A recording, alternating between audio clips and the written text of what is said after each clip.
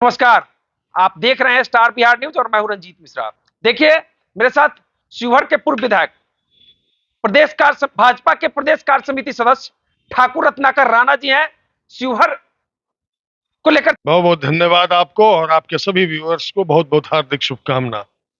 शिवहर में आप लगातार एक्टिव रहते हैं और भाजपा के मजबूत स्तंभ माने जाते हैं। सर, संगठन के कार्यों को भी बारीकी से समझते हैं, संगठन के को भी मजबूत करने में लगे हैं। क्या कहेंगे, 2025 विधानसभा चुनाव की सरगर्मी अब बढ़ने लगी है। जदयू वाले इस सीट पर अपना दावा ठोक रहे हैं, लेकिन भाजपा के कई कार्यकर्ता बताते हैं कि शिवहर भाजपा को मिलना चाहिए। क्या कहें? पिछली बार जब यहाँ से जदयू चुनाव लड़ी थी तो जदयू यहाँ जितना में राजद के कैंडिडेट जीते थे उससे भी कम वोट यहाँ जदयू कैंडिडेट को आया था। जब ऐसी स्थिति और परिस्थिति है तो ये समझने की जरूरत है कि शिवहर की मनोमंशा या मनोवृत्ति क्या है।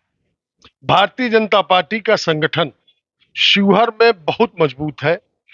हर समय हर प्रकार से हम लोगों ने जो भी कार्यक्रम के साथ साथ आम जनों की समस्याओं का भी निदान करने का प्रयास किया।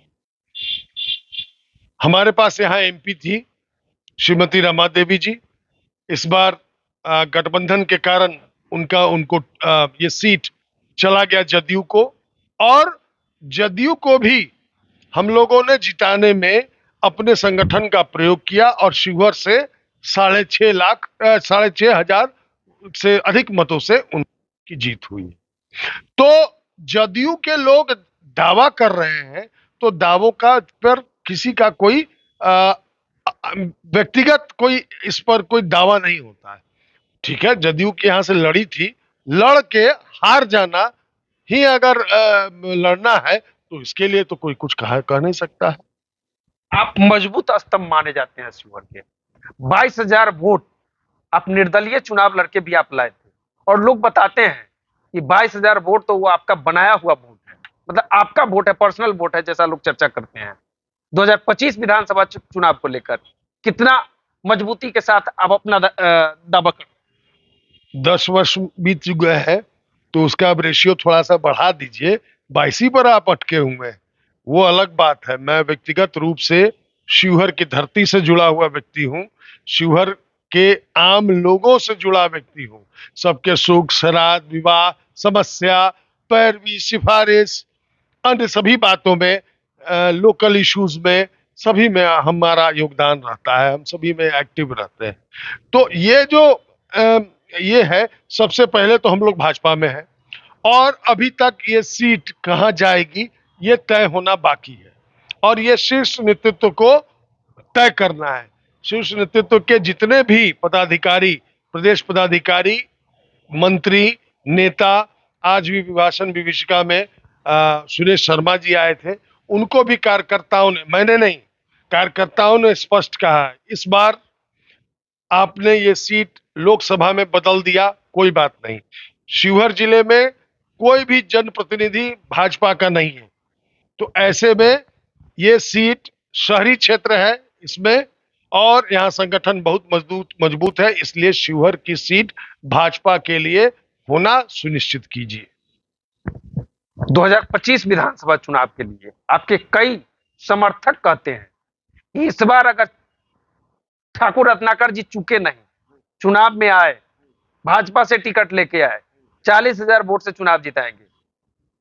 लोगों ने कहना शुरू किया है, क्या कहें? नहीं, देखिए भाजपा जो है नस नस में। कल हम लोगों ने कार्यक्रम किया था तिरंगा यात्रा, न किसी को हम लोगों ने 1 रुपया तेल दिया था, न कुछ, खाली इंतजाम में एक झंडा जो तिरंगा और डंडा दिया था बस, और सिर्फ आग्रह किया था तिरंगा यात्रा है भटहा हाई स्कूल से लेकर और बाबू नवाब सिंह हाई स्कूल तक, और कम से कम 250 से भी ज्यादा मोटरसाइकिल आया वहां उस जहां प्रारंभ के स्थल पर, और वहां से हम लोगों ने यात्रा शुरू की। शिवहर के लड़कों ने विभिन्न ग्रामीण क्षेत्र के भी, उन्होंने शहीद स्मारक के तर्ज पर जो एक झांकी निकाली, वो भी उन्होंने कोई किसी से कोई पैसा नहीं लिया, मुफ्त किया। तो लोगों के मन में भाजपा के प्रति आस्था है। मालूम है कि संगठन के साथ साथ ये आम जन की समस्याओं और आम जन के लाभ के लिए काम करने वाला संगठन है। इसके जो लोग नेतृत्व करता है वो खाऊ पकाऊ नहीं है। भाजपा के साथ साथ आप में भी कई लोग आस्था रखने वाले लोग हैं, शिवहर में लोग बोलते हैं। आपके परिवार से लोग जुड़े हुए हैं। आपके दादाजी यहाँ से पूर्व में एमपी रहे हुए हैं, ठाकुर नवाब सिंह जी, मतलब उनसे कनेक्टेड लोग जुड़े हुए हैं। आज भी आपको मानते हैं क्या? आपको इतिहास के पन्ने में थोड़े से दूर ले जाता हूं। मेरे बाबा नहीं, मेरे परबाबा 2 बार एमएलए रहे और 1 बार विधान परिषद के सदस्य रहे। पहले पुपरी विधानसभा था, बाद में शिवहर विधानसभा हुआ और 1 बार विधान परिषद के, वो भी आजादी से पहले 1946 में भी वो विधायक शिवहर से हुए थे और दुर्भाग्य से उनका देहांत आजादी के ठीक 13 दिन के बाद 27 अगस्त 1947 को हो गया। स्वतंत्रता सेनानी थे, 9.5 वर्ष उन्होंने अलग अलग समय में जेल काटा था और मेरे बाबा निर्विरोध 1947 में यहां से विधायक बने और 72 तक यहां विधायक रहे। तो विधायक होना न होना ये एक अलग बात है। राजनीति करना, सामाजिक और राजनीतिक रूप से सभी के बीच अपने उपस्थिति को दर्ज रखना, उनके अच्छे बुरे समय में उनका साथ होना, ये राजनीति का बड़ाई है। इसीलिए आज भी आप पाएंगे कि कुछ लोग नहीं, काफी लोग आज भी हम लोगों से व्यक्तिगत रूप से जुड़े हैं। और मैंने पिछले 25 साल से, मैं आज से 25 साल पहले विधायक बना था। 25 साल पहले मैं विधायक 98 में, और 14 महीने रहा। 2000 से लेके आज 2024 तक मैं विधायक नहीं हूं, लेकिन मैंने एक दिन भी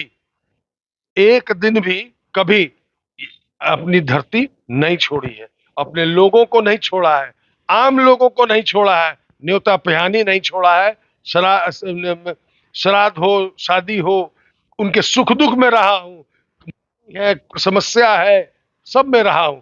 तो इसलिए मुझसे भी अब व्यक्तिगत रूप से, अब मेरी भी उम्र 56 साल की हो जाएगी, 55 से 56 साल की, तो उम्र के हिसाब से इतनी उपलब्धि अगर नहीं होगी तो हम लोग राजनीति करने की क्या आवश्यकता है। राजनीति मेरा प्रोफेशन नहीं है, मेरी कमाई है लोग, मेरे कार्यकर्ता, यही मेरी। लोग अगर सोच समझे, ये बात समझते हैं, जैसा आप ही कहते हैं कि ठाकुर रत्नाकर एक अच्छा नेता है, एक अच्छा व्यक्ति है, यही मेरी सबसे बड़ी उपलब्धि है।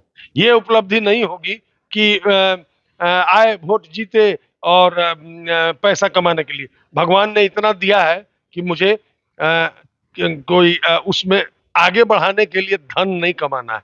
धन नहीं, ये भावना की राजनीति है, ये जज्बे की राजनीति।